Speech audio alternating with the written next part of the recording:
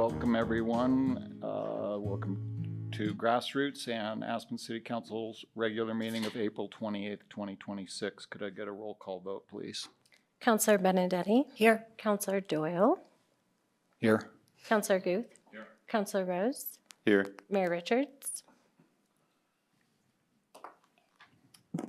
Okay, scheduled public appearances. I don't believe we have any tonight. Terrific. On to citizen comments and petitions. This is the opportunity for any citizen to address council on issues not scheduled for public hearing tonight. Please limit your comments to 3 minutes. Come on up. And please state your name for the audience. My name is Don Chenault. I am a resident of Aspen. I have a proposal for the City Council. I have had a discussion with 2 of the previous mayors of Aspen, and they are in agreement with my proposal, and I would like to make a brag about one of Aspen's best assets, the Aspen Recreation Center. And I'm a regular several times a week, and the people that I regularly see at my time frame, I am usually a latecomer to the Aspen Rec Center, and my proposal to the council is to extend the closing hours of the Rec Center until 9 p.m. The season such as now and in the fall, I do house chores and work outdoors, and then when it starts to get dark, I'm thinking, oh, it's time for me to go to the gym. And then I look at the clock and it's 20 minutes till 8. It's too late to go to the gym.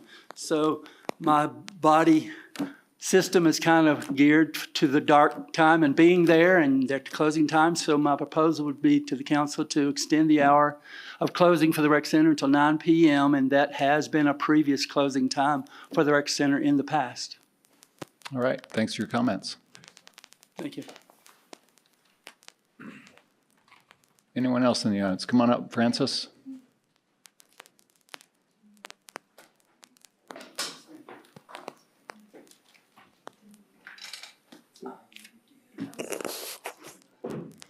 Testing 1, 2, 3.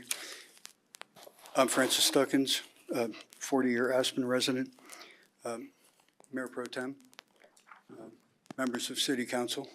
Hi there. I want to talk about Earth Day. That was not a huge turnout, but we're doing all we can here in Aspen, and I think we got a spotlight on us. I talked to Ted Mann about the bicycle safety thing, and we had a discussion about announcing as you approach. And I walk into town. It's about a 3-mile walk, and I'm able to not get announcements from people whizzing by me. You know, maybe we should have a governor on these bikes. I don't know what class it is, but they're going way past 45 miles an hour. It's scary. But, you know, some people ring their bell or say, yo, I'm coming. But that would be great if everyone could announce that, you know, hey, and slow down a little bit. But thanks for the signs on Hallam for pedestrians and the little diversions that they have to turn off after 1 block, and bicycles and pedestrians can get through. That's outstanding. The composting program for restaurants and the initiative seems to be working, especially for places like Home Team. Everyone is being a really good example in the restaurant business, and you know, I have some connections to that kind of thing. I understand that it won't be until January 15th of 2028 that businesses that, you know, will be required to have composting, you know, for the employees that bring lunch and stuff like that. It's a little ways off, but I'm still thinking it'll be effective and people will want to do it.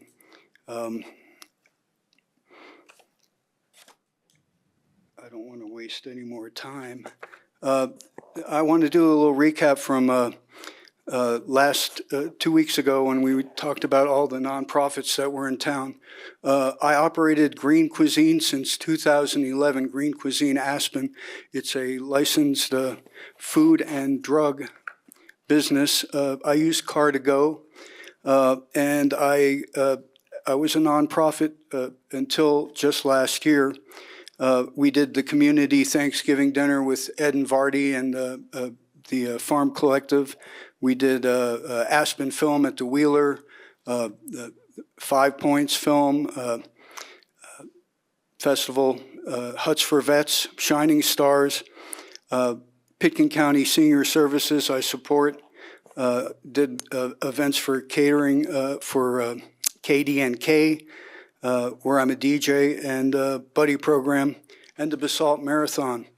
Now I've converted to a for-profit business, and what I'm looking to do for the city of Aspen is create a cannabis consumption lounge. I've talked about this before, and we're trying to I want to support NORML, which is a nonprofit national organization for reform of marijuana laws, and the city of Aspen with all the tax revenue that we can take in. But I'm looking for either an HOA that says, okay, we can do it, and I'm licensed for a pop-up anywhere that we can get permission. So I'm working on that, and not going to give up. Also, I'm still thinking about 2019 Sojourner article by Carolyn Zachariasen, where like St. Ambrose was supposed to be a diner and community meeting space, and it's nothing like that. Also, all the other Mark Hunt businesses that are still being built and languishing. I'm wondering if we can get any, because,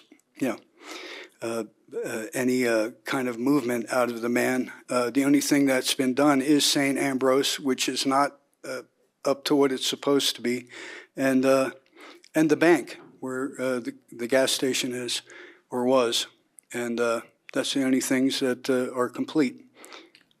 He has finished the Catch Steak Lululemon building as well. Just pointing that out.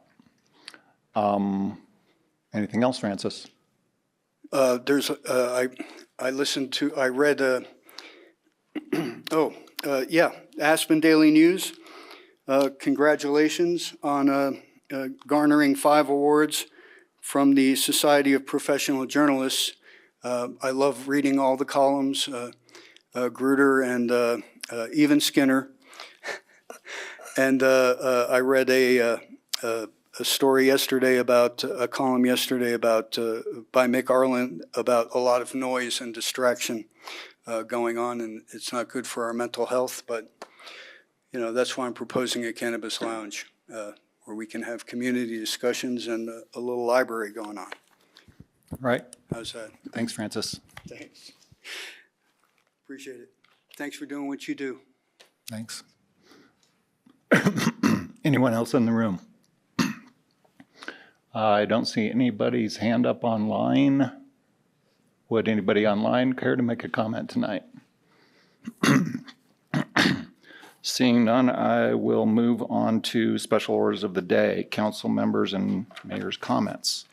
Any council members' comments tonight? Yeah.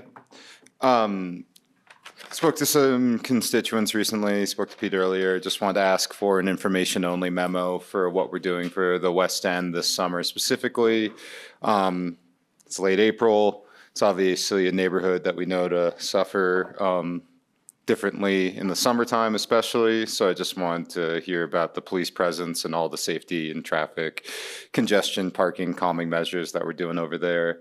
And then just wanted to reiterate that also an update maybe on the studies that we spent money on to see when those will be completed and what sort of implementations we can look forward to in the future to help more long-term for this neighborhood in particular. That's all tonight. Thank you. if you'd like, I think that's a reasonable ask, and I think staff's prepared to do that. No problem. Yeah. Sounds good. Anyone else? Christine? Nope. Nope. I do have some comments. Wanted to read the Snowmack River report from April 23rd, just 5 days ago. Snowpack in the Roaring Fork watershed is currently 17% of normal for this time of year. Only 3 of 9 local snow-till sites will have snow water equivalent remaining, with the current average snow water equivalent measuring 2.4 inches. Median SWE for this date is 14 inches. That's a pretty big difference between 2.4 and 14. Following historically high temperatures in March, the Roaring Fork River in Glenwood Springs and Crystal River in Redstone likely both peaked on March 27th at 878 cubic feet per second and 414 cubic feet per second, respectively. With little snowpack remaining in the high country, it's unlikely flows will surpass these peaks. The previous lowest peak on the Roaring Fork River in Glenwood Springs was 2,110 cubic feet per second on June 2nd of 2012. The difference in dates is just really mind-blowing, and Sam and I attended the District River Report over at the library recently, and I'll hand it off to you to tell what we learned there. I would summarize it as saying that this was a very bleak year water-wise.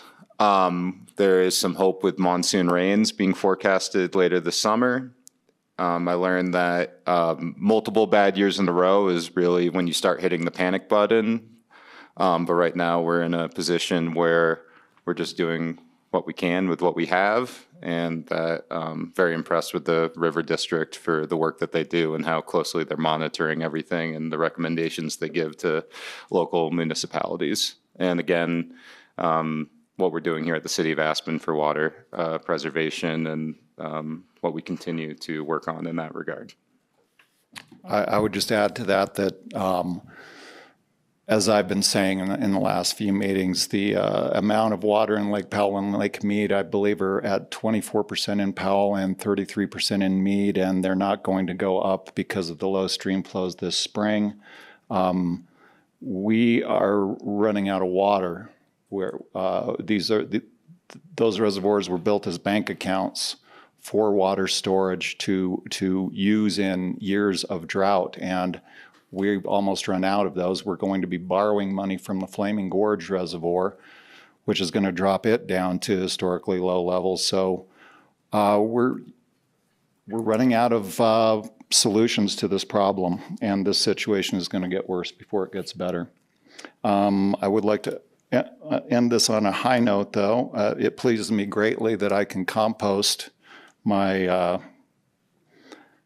edible, green waste, and that's citywide. That makes me really happy that is moving forward throughout the city.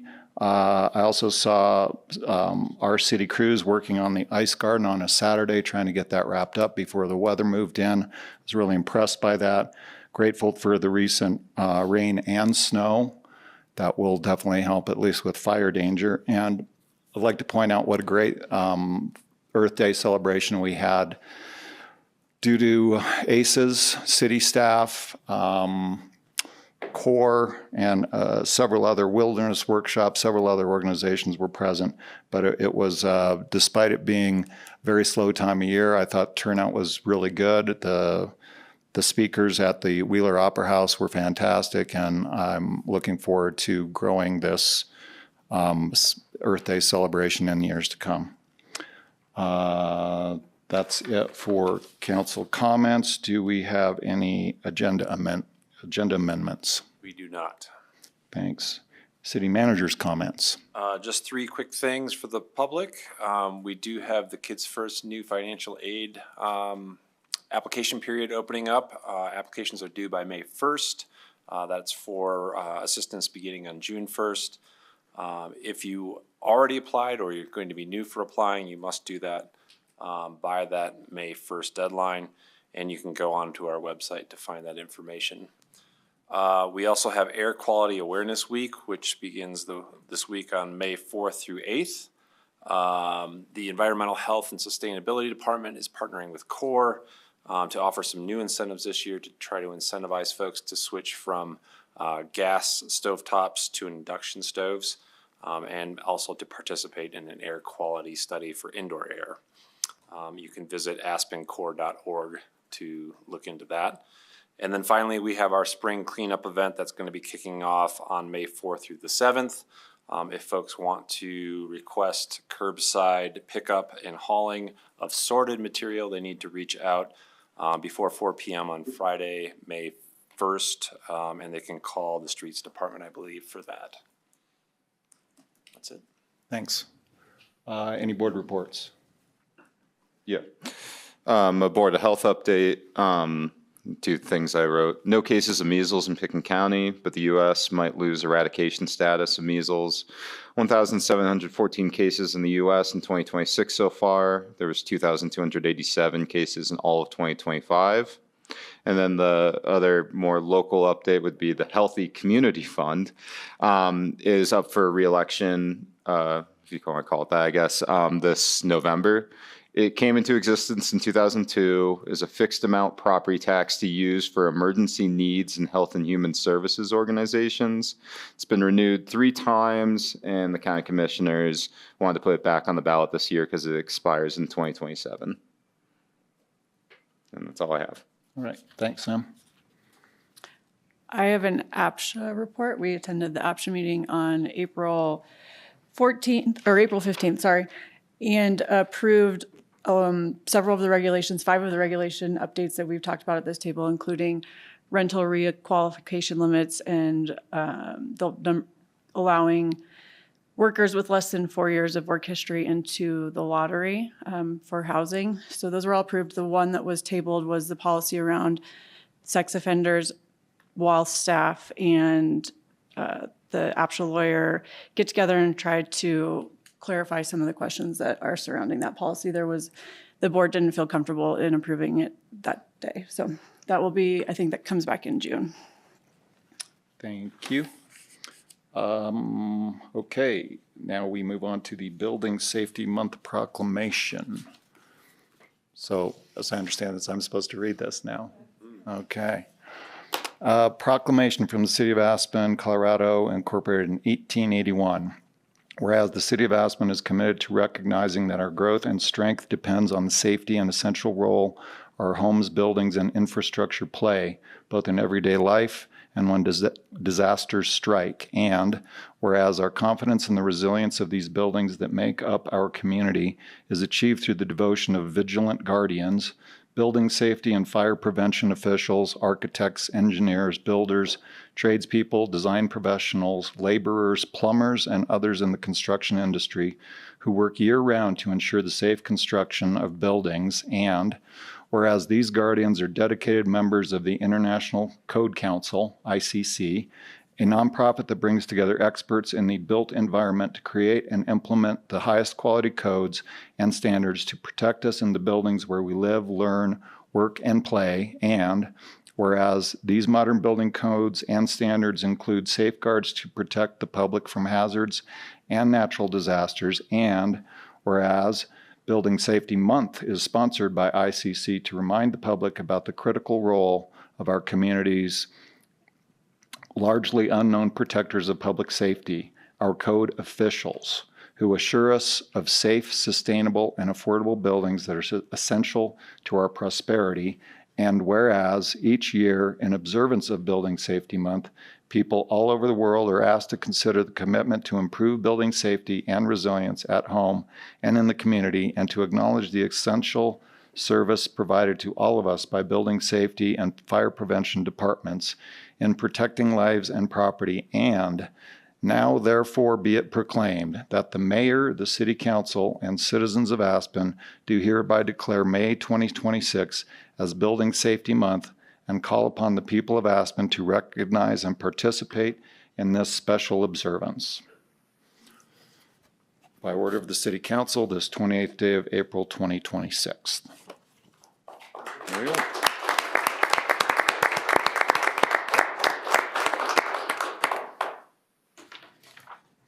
Moving on to the consent calendar. Does anybody have any questions or comments about any of these? Resolution 34, series of 2026, 962 loader and 260 skid steer fleet replacement. Resolution 36 and 57, series of 2026, approving a grant agreement with CDOT and a purchase agreement with Model 1 for the purchase of 2 replacement shuttle vehicles. Resolution 50, series of 26, Wheeler Opera House Theater sound system replacement. Resolution 53, series of 2026, Rosenfeld Design Change Order 1, Construction Administration Services, Aspen Recreation Center Facility Improvements. Resolution 58, series of 2026, the first addendum to city attorney employment contract. Resolution 62, series of 2026, acoustic monitoring system for water distribution.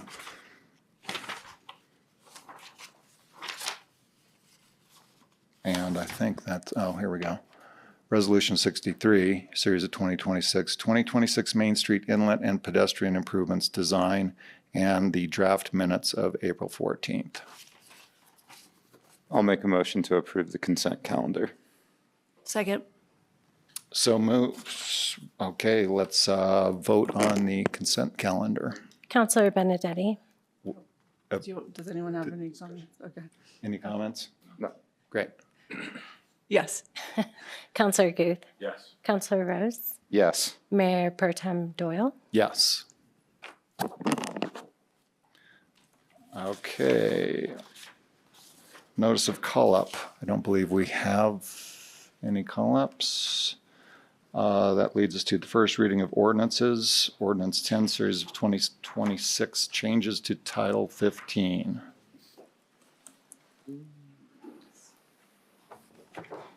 Good evening, Council. Louisa. So I did not prepare a PowerPoint for you because I felt that it might not be super useful. But essentially what we're bringing before Council at this time is to reorganize Title 15. This was precipitated by Enri People v. Camp, which changed how municipal courts can sentence crimes that have analogous state crimes. So we had to redo a significant section of the code anyways, and as we were doing that, myself and Chief Ferber realized that there was a significant amount of our Title 15 that had not been updated in several decades and needed to be. And so I reorganized it to make it a little bit more user-friendly and to comply with Enri People v. Camp. So there is the Reader's Digest version of that. Great. I just want to highlight for the public, if I may, Mayor Pro Tem, we did not add any additional crimes. No, we did not. So nothing is new. We did take out, and these are referenced in the memo, a few crimes that either the state system is better designed to handle those, in the sense that if you were charged in municipal court versus if you were charged in state court, you would actually be subject to lesser penalties here. And they're of such a nature that we feel they should be subject to the state system, in the sense that they can be sentenced to probation and certain treatment requirements, which we don't have the ability to do in our municipal court system.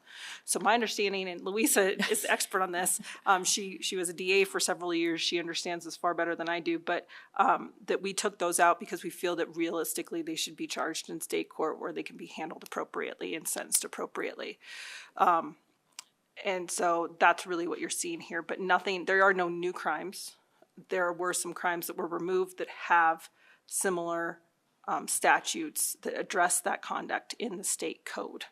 Yeah, so an example would be the municipal court assault statute. It's an M1 when it's charged in county court.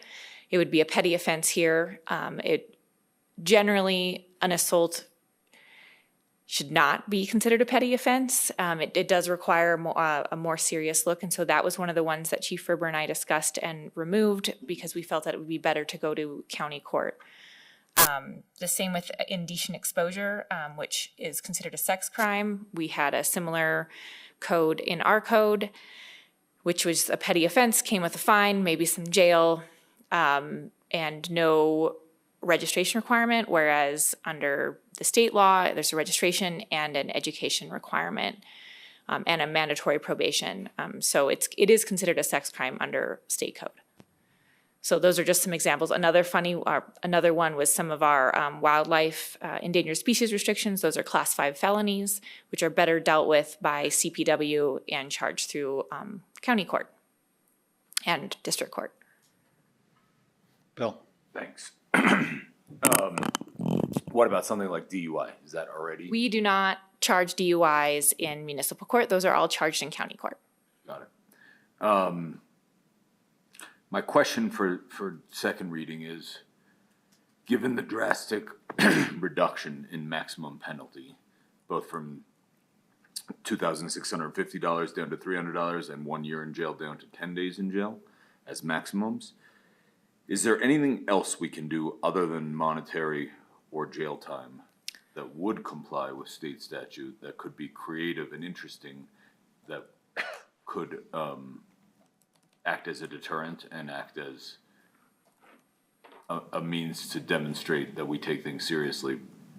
Well, first of all, I'd like to point out that the crimes that have had their sentences reduced are only the ones that have analogous state crimes.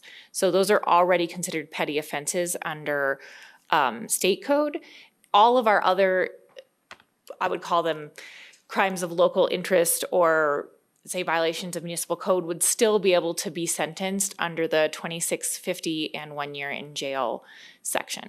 There are other things that we potentially could do. However, our court is really small and we don't have a lot of the resources to do things like probation and community service. We can get people to agree to that as part of a settlement or a plea agreement, but oftentimes we don't have that. So we're a little bit limited in that, and we also legally can't impose any greater penalty on those petty offenses than state would.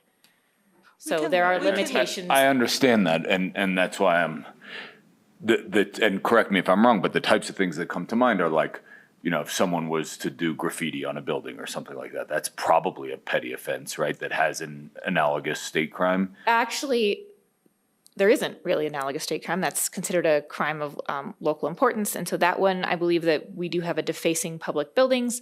That is unique to Aspen. There is no state crime that regulates it. So that would proceed under the 2650 and 1 year in jail. I think I picked a bad example, huh? Sorry. Yeah, I think what you're asking for is there creative solutions other than maybe fine or money that we could look to? Or jail time, yeah. And we can bring back some ideas at second reading. I think you're asking a question for us to look into. You know, I do think with fact specifics, there are times we've gotten very creative depending on the type of crime and what that person is willing to do. But we can certainly answer your question and bring that back at second reading. Thank you. I'd like to add one thing. It's Kim Ferber, your police chief. We track all of the repeat offenders in our community and anyone that falls into our high utilizer program. We specifically engage with the county court process with them so that we can have the court hold them more accountable for repeat violations. So that is one thing that we're doing different. We've had great success over the last year or so with it, and it's something that we worked with the municipal court on implementing.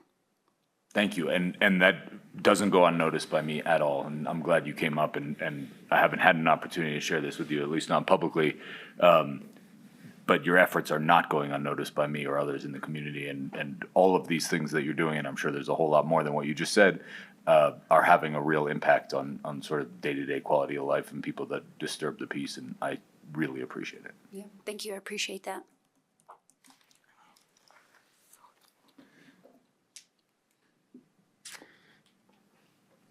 I'll make a motion to read the ordinance unless anyone has something else in this one. Nope. Seconded. Okay. Counselor Benedetti? Yes. Counselor Guth? Sorry. Me? Yes. Counselor Rose? Yes. Mayor Pro Tem Doyle? Yes. Ordinance number 10, series of 2026, an ordinance of the City Council of the City of Aspen, Colorado, repealing and replacing Title 15 to ensure compliance with the recent ruling of the Colorado Supreme Court regarding municipal court sentencing. Thank you. Motion to approve the ordinance? Seconded. On first reading. Counselor Benedetti? Yes. Counselor Guth? Yes. Counselor Rose? Yes. Mayor Pro Tem Doyle? Yes. No, it's a good memory to remember to read the ordinance. All right. Public hearings, don't believe we have any. Mayor Pro Tem, staff is requesting an executive session this evening. If I could just have a minute to read the notice. Pursuant to Colorado Revised Statute, Section 24-6-402, subsection 4, subsection A, the purchase, acquisition, lease, transfer, sale of any real, personal, or other property interests, except that no executive session shall be held for the purposes of concealing the fact that a member of the local public body has a personal interest in such purchase, acquisition, lease, transfer, or sale. Subsection 4, subsection B, conferences with an attorney for the local public body for purposes of receiving legal advice on specific legal questions, and subsection 4, subsection E, determining positions relative to matters that may be subject to negotiations, developing strategy for negotiations, and instructing negotiators. The specific items of discussion involve the following: the lease, transfer, or acquisition of real property or property interests in contract negotiations and communications with counsel regarding such subjects. Due to market forces, negotiation strategies, and confidentiality demands of the parties involved, and necessitated by the subject of the specific legal advice, which further disclosure could be detrimental to the city's strategic position, the exact properties cannot be disclosed. That was listed twice. There are 2 properties. I only have to read, I think, the line and reference the plural of properties. So I would ask that council convene an executive session for that purpose. My understanding is you would convene both the regular meeting and the executive session out of electric passes. There's no further business on your agenda tonight. And as usual, the clerk will keep a copy of the recording of this executive session for not less than 90 days. So thank you. I'll move to enter executive session. Second. Counselor Benedetti? Yes. Counselor Guth? Yes. Counselor Rose? Yes. Mayor Pro Tem Doyle? Yes. Good timing. Record. Don't tell Rachel.